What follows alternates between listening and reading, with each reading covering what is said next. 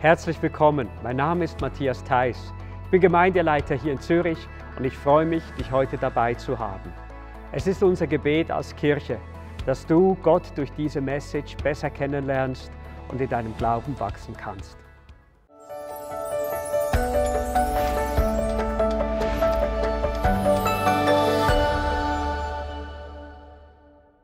Ich freue mich sehr, heute das Wort Gottes mit euch teilen zu dürfen. Ja, nächstes Jahr ist es bei mir soweit, schon etwas ein komisches Gefühl, dann eine neue Lebensphase zu beginnen, aber ich freue mich auch darauf. Nun, ich habe ein Bild mitgebracht. Kennt ihr diese Situation? Ihr seid mit dem Auto unterwegs und dann plötzlich seht ihr dieses Schild, ihr werdet rausgenommen. Und du denkst, oh, was habe ich gemacht? Bin ich zu schnell gefahren? Und wir spielen natürlich dann sofort den Unschuldigen, oder? Ich habe nichts gemacht. Ja, ganz ehrlich, ich wurde mal rausgeholt, weil ich mein Handy, habe nicht telefoniert, nur in der rechten Hand hielt und es abgelegt habe auf dem Beifahrersitz. Und sie haben mich dann rausgeholt und zugleich auch noch 100 Franken aus meinem Portemonnaie geholt. Ja, wer von euch ist auch schon einmal erwischt worden? Vielleicht bei etwas ganz anderem. Ich habe hier noch weitere Bilder mitgebracht. Vielleicht bist du als Velodieb erwischt worden. Oder vielleicht als Taschendieb. Oder vielleicht beim Shoplifting. Das tönt ja so gut, oder? Stehlen ist viel unangenehm, aber Shoplifting, ja, etwas mitlaufen lassen. Oder vielleicht etwas schlimmer. Vielleicht bist du schon einmal vom Steueramt erwischt worden, weil du falsche Angaben gemacht hast oder zu wenig angegeben hast.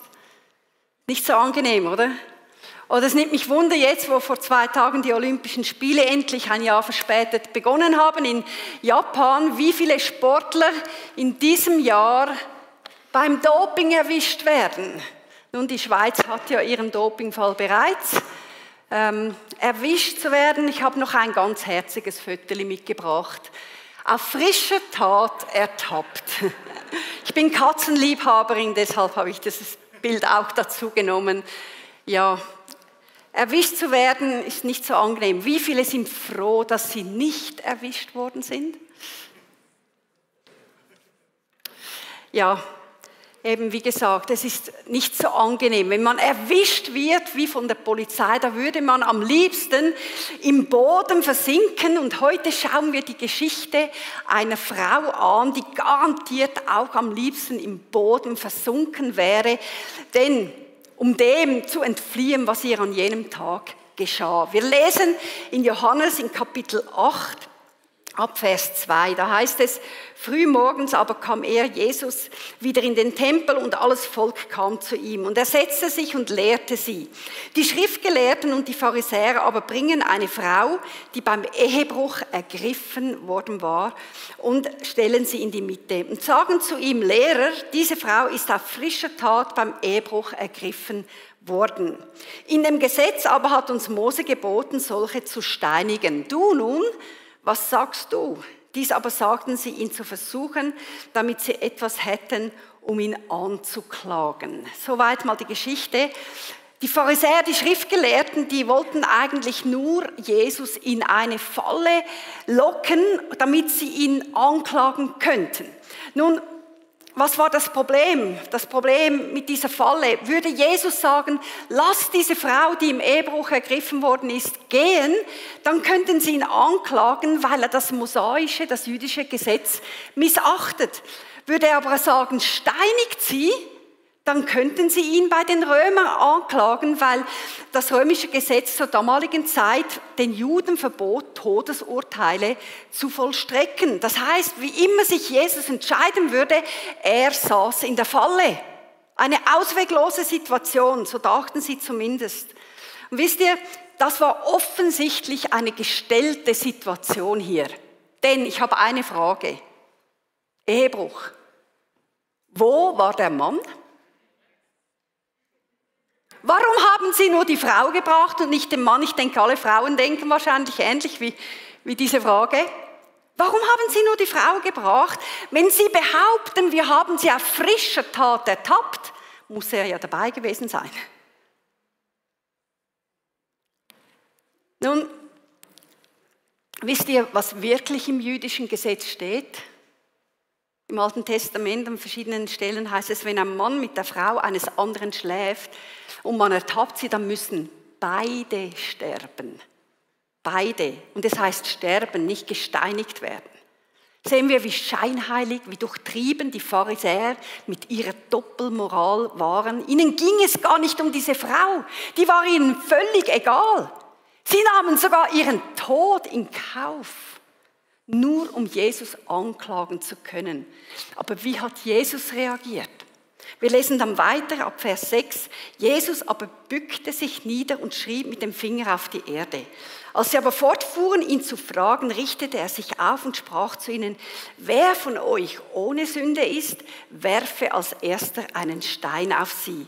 Und wieder bückte er sich nieder und schrieb auf die Erde. Egal in welche Falle Jesus auch gelockt wurde, er hatte immer die perfekte Antwort. Wisst ihr, Jesus ist einfach genial.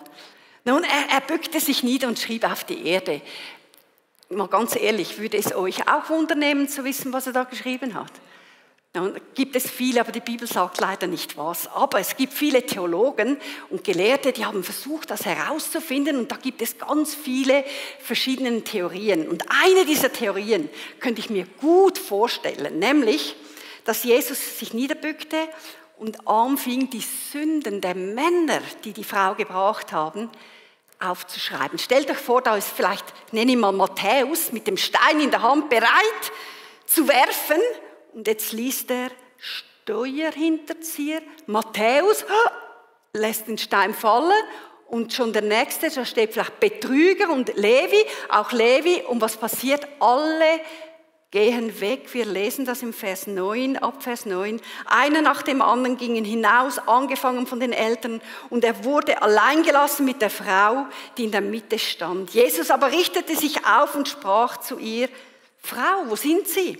Hat niemand dich verurteilt? Sie aber sprach: Niemand, Herr. Jesus aber sprach zu ihr: Auch ich verurteile dich nicht. Geh hin und sündige von jetzt an nicht mehr. Soweit diese Geschichte. Ist sie diese Frau, diese Ehebrecherin? Wir kennen nicht einmal ihren Namen. Sie wurde in einer Situation ertappt, die nicht hätte schlimmer sein können.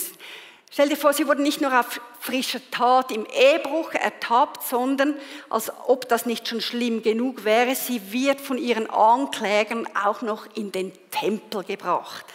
Der Tempel, das ist wie heute die Gottesdienste, also das wären jetzt, wenn da Männer hereinkommen würden mit einer Frau, würden sie hier mitten in den Gottesdienst bringen und nicht nur in den Gottesdienst, sondern sie brachten sie in die Mitte, sodass alle Leute sie sehen konnten. Das wäre wie wenn sie hier auf die Bühne stellen würden. Wie demütigend für diese Frau, wie peinlich. Und sie wusste, ich werde jetzt sterben, denn das jüdische Gesetz verlangte das. Sie würde ihren Ehemann nie wieder sehen. Sie bekommt auch keine Gelegenheit, sich zu erklären oder um Vergebung zu bitten. Ihr Ehemann verliert seine Frau und weiß gar nicht, was wirklich geschehen ist. Vielleicht, wir wissen es nicht, hatte sie auch Kinder. Sie würde ihre Kinder nie wiedersehen. Ihre Kinder müssten ohne Mutter aufwachsen. Können wir uns vorstellen, wie sehr sie sich geschämt haben muss? In einer solch hoffnungslosen, solch ausweglosen Situation zu sein. Aber wisst ihr, das Leben dieser Frau wurde an diesem Tag völlig verändert. Völlig verändert. Warum? Weil sie auf Jesus getroffen ist. Und das ist unsere Serie, Jesus trifft. Sie ist Jesus begegnet, denn Jesus war diese Frau nicht egal. Ganz im Gegensatz zu den Pharisäern, zu den religiösen Leuten.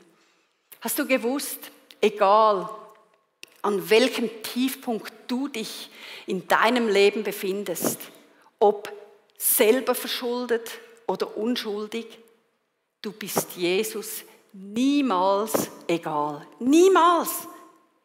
Und auch dein Leben kann heute völlig verändert werden, wenn du es zulässt, Jesus zu treffen, ihm zu begegnen. Wisst ihr, wann immer wir Jesus begegnen, treffen wir immer auf zwei Dinge. Und wir sehen das so schön in dieser Geschichte. In Johannes 1,14 lesen wir Folgendes. In ihm, in Jesus, sind Gottes Gnade und Wahrheit zu uns gekommen.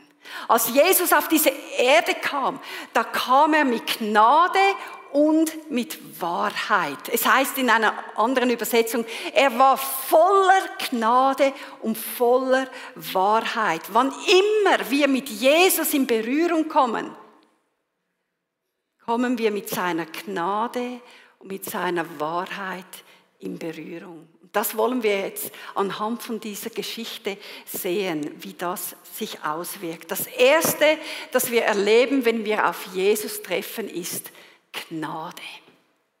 Gnade, denn Jesus ist nicht verurteilend. Er sagte auch, ich verurteile dich nicht. Er ist keine verurteilende Person und ich weiß nicht warum, dass so viele Menschen dieses Bild von Gott in sich haben, von einem verurteilenden Gott, von einem Gott, der nur darauf wartet, uns zu richten, uns zu bestrafen. Aber Jesus beweist uns hier genau das Gegenteil. Er verurteilt uns nicht.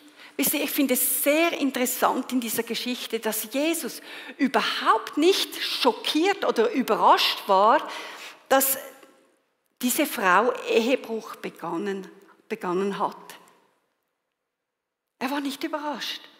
Vielmehr ist er dieser Frau mit Barmherzigkeit begegnet. Und wisst ihr, ich möchte hier etwas einflechten, etwas ganz Wichtiges. Was heißt das für uns?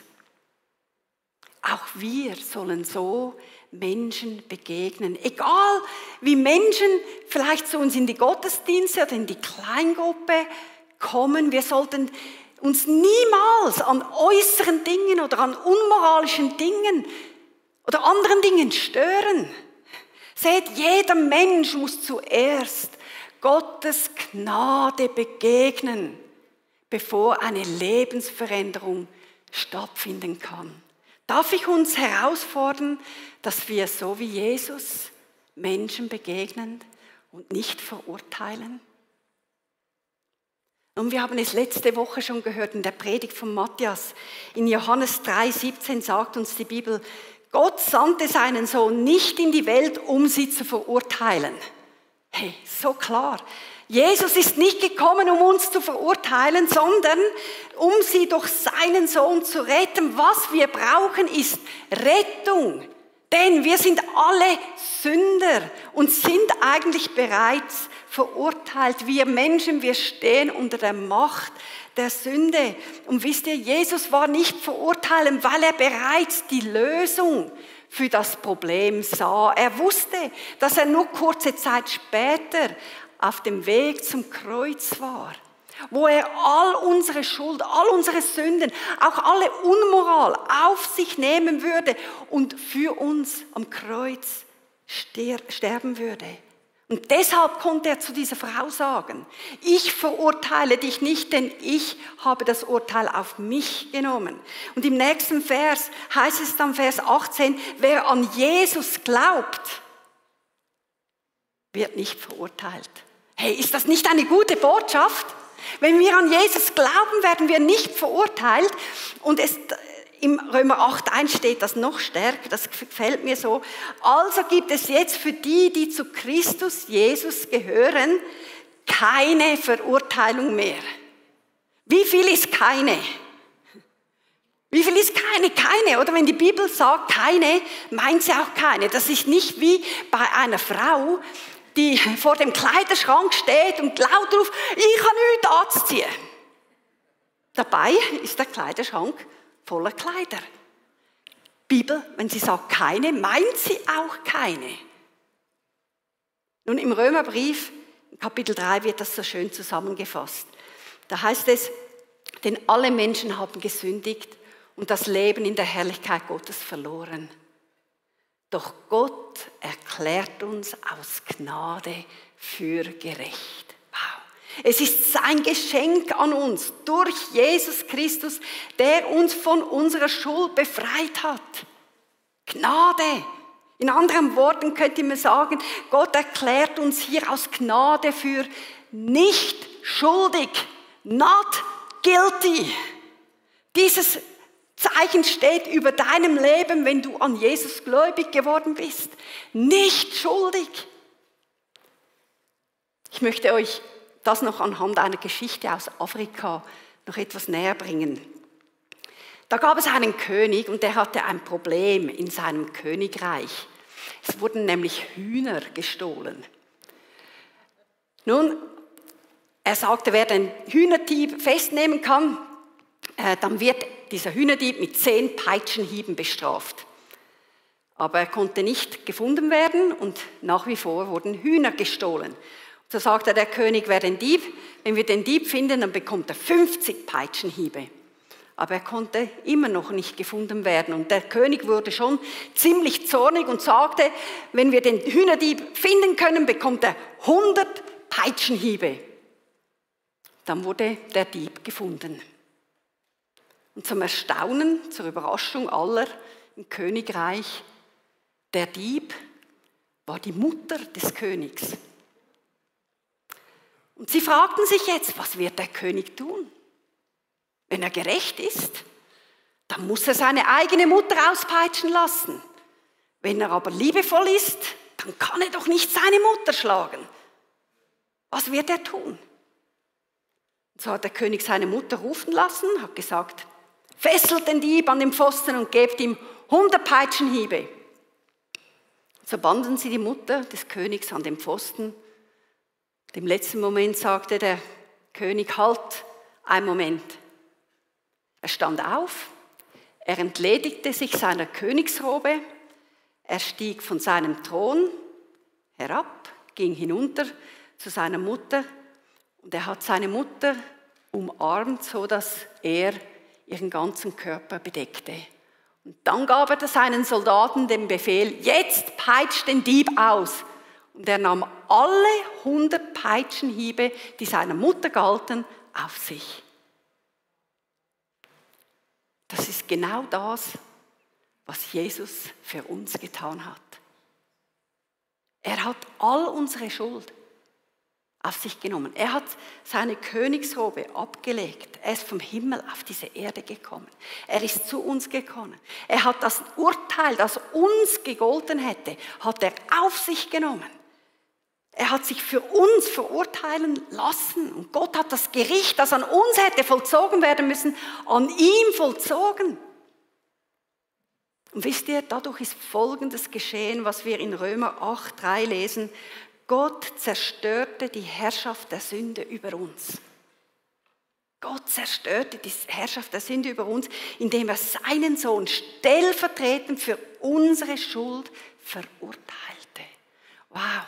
Jesus hat das Urteil auf sich genommen und deshalb verurteilt er uns nicht.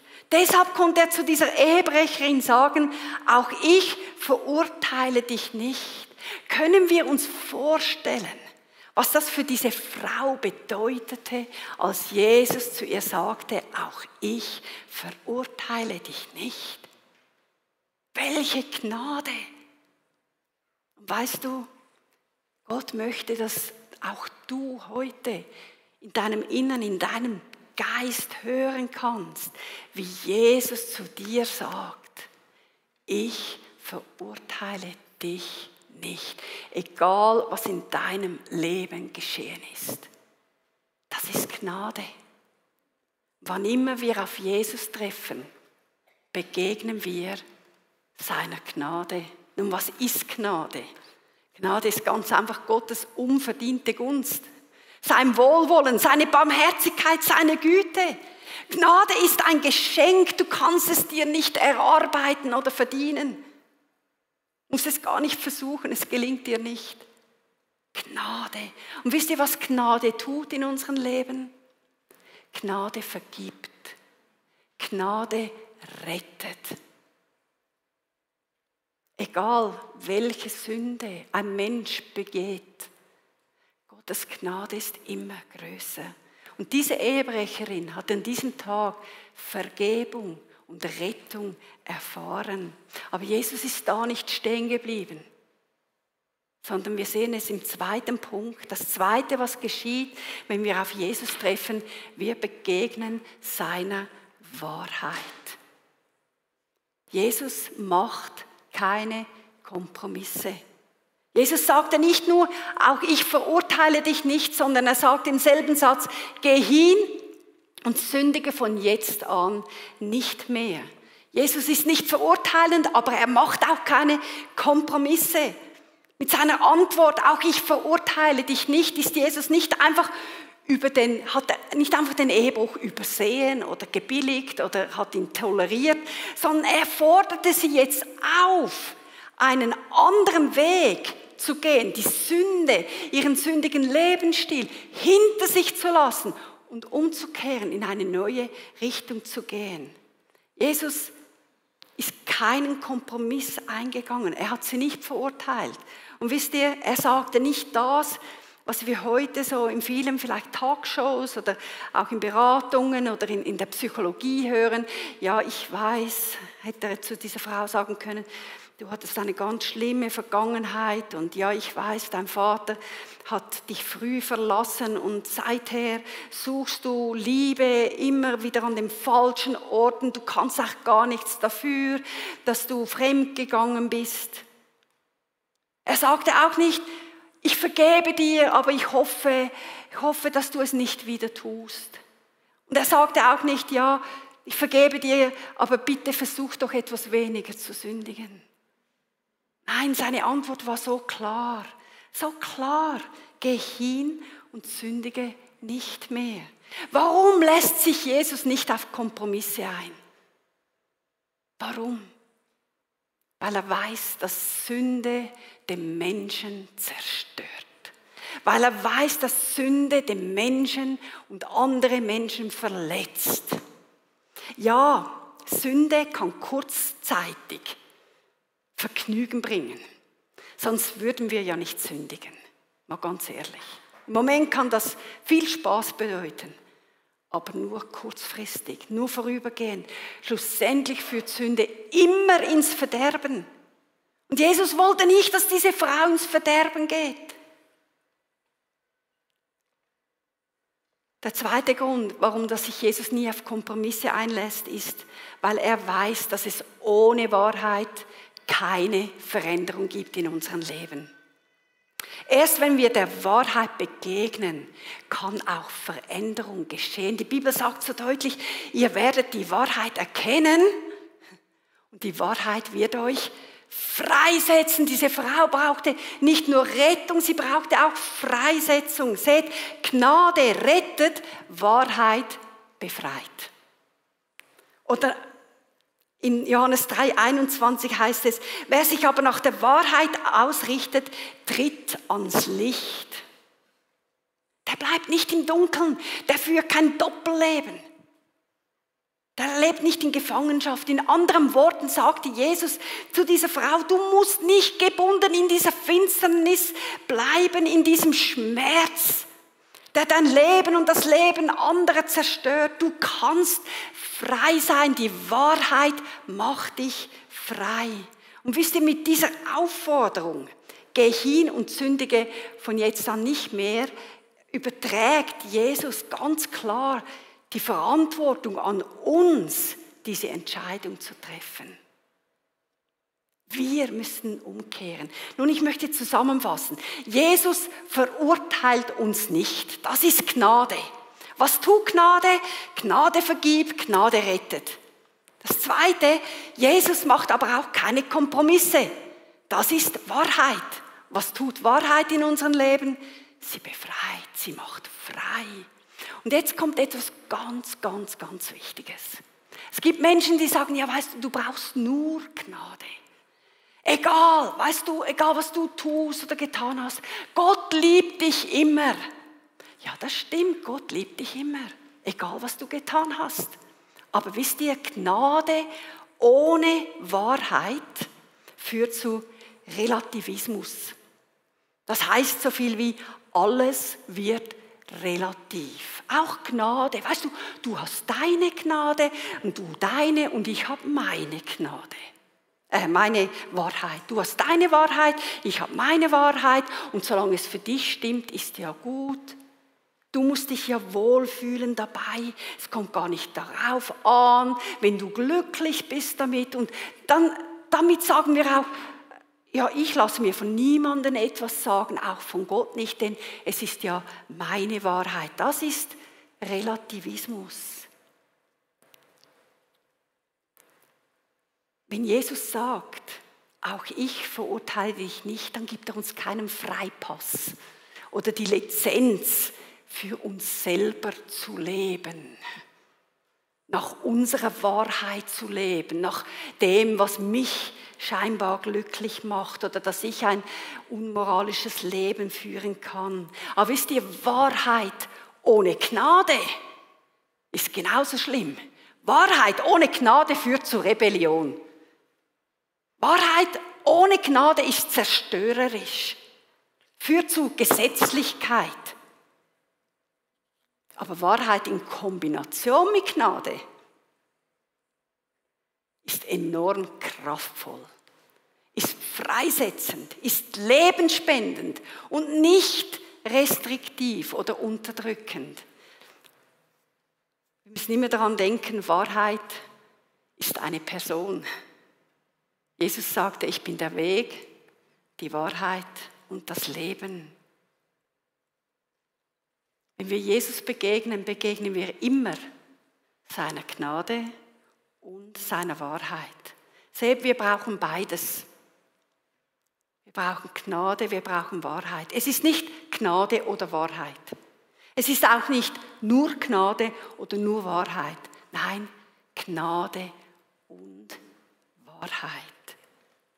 Hey, wenn wir nur das eine oder das andere wollen, es tut mir leid, aber wir werden im Leben scheitern. Entweder in die eine oder in die andere Richtung. Du wirst kein Leben im Licht haben, kein Leben in der Freiheit. Ich möchte zum Abschluss kommen heute Morgen. Gott möchte uns genauso begegnen, wie er dieser Frau begegnet ist. Mit seiner Gnade und mit seiner Wahrheit. Er möchte, dass du genau diese Gnade, diese Wahrheit erlebst. Und Gott sagt auch zu dir heute, ich verurteile dich nicht. Egal, was du getan hast, ich verurteile dich nicht. Aber geh hin und sündige von jetzt an nicht mehr. Ich möchte dich fragen, was ist es in deinem Leben, das niemand wissen darf?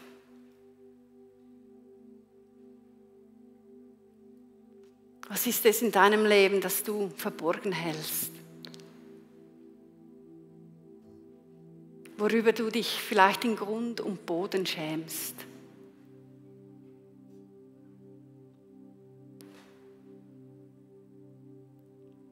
Es geht hier nicht nur um Unmoral,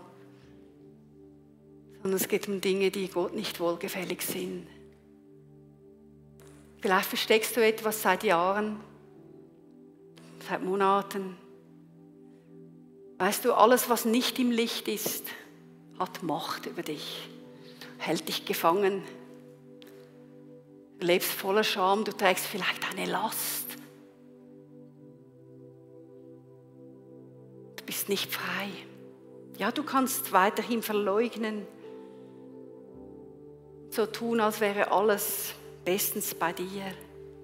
Aber weißt du, was da geschieht? Dein Herz wird immer härter. Und du, nicht Gott, du distanzierst dich immer mehr von Gott. Du lebst in Gefangenschaft. Du lebst nicht in den Absichten Gottes, die er für dein Leben hat. Du musst auch nicht warten, bis du erwischt wirst. Besser nicht. Je schneller du zu Jesus kommst, umso besser, um Gottes Gnade und seine Wahrheit zu erfahren. Wisst ihr, wann immer wir Gottes Gnade begegnen, dieser Gnade unverdient, diesem Geschenk, wir lesen Römer 2,4, begreifst du nicht, dass Gottes Güte dich zur Umkehr bringen will. Also, wenn wir Gottes Gnade, seiner Güte, seiner Barmherzigkeit begegnen, dann hat Gott ein Ziel, dass wir umkehren. Was heißt es, umzukehren? Was heißt es? Richtungswechsel. Ich bin bisher in diese Richtung gegangen. Ich weiß, es ist vor Gott nicht richtig. Ich kehre um und gehe in die neue Richtung mit Gott. Wisst ihr, das hat auch Konsequenzen. Wenn du in Sünde lebst mit einer Person, Richtungswechsel heißt, ich gehe in eine neue Richtung, ich breche mit dieser Sünde, ich breche mit diesem Kontakt ganz. Weil sonst wirst du nie frei. Oder wenn es ein Ort ist, der dich immer wieder zur Sünde verleitet, vielleicht nachts vor deinem Computer. Hey, es gibt nur eines, Umkehr. Diesen Ort nicht mehr aufsuchen. Was immer es ist in deinem Leben, geh mit Jesus in eine neue Richtung. Wir möchten uns jetzt Zeit nehmen. Ich weiß, das ist nicht eine einfache Botschaft, das ist eine klare Botschaft, aber wisst ihr, Gnade, Jesus verurteilt uns nicht, Wahrheit, sie setzt uns frei, ist eigentlich so positiv. Ich möchte dich ermutigen jetzt, währenddem wir noch ein Lied singen, einfach Gott eine Chance zu geben.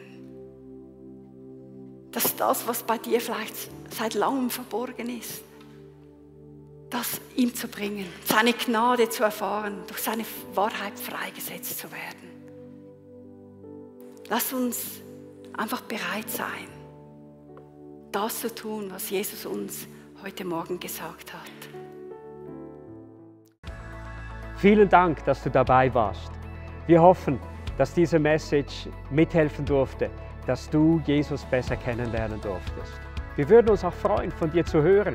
Über unsere Website kannst du gerne mit uns Kontakt aufnehmen. Wenn du denkst, dass solche Botschaften und dieser Dienst auch ein Segen für andere sein können, hey, dann unterstütze uns doch. Bitte bete für uns oder du darfst auch geben. Eine Spende würde es möglich machen, dass wir diesen Dienst auch weiterhin tun können. Über SMS, über Twint oder auch online ist das alles möglich. Herzlichen Dank schon im Voraus für deine Gebete. Wir wünschen dir jetzt von ganzem Herzen einen reich gesegneten Tag und Gott mit dir.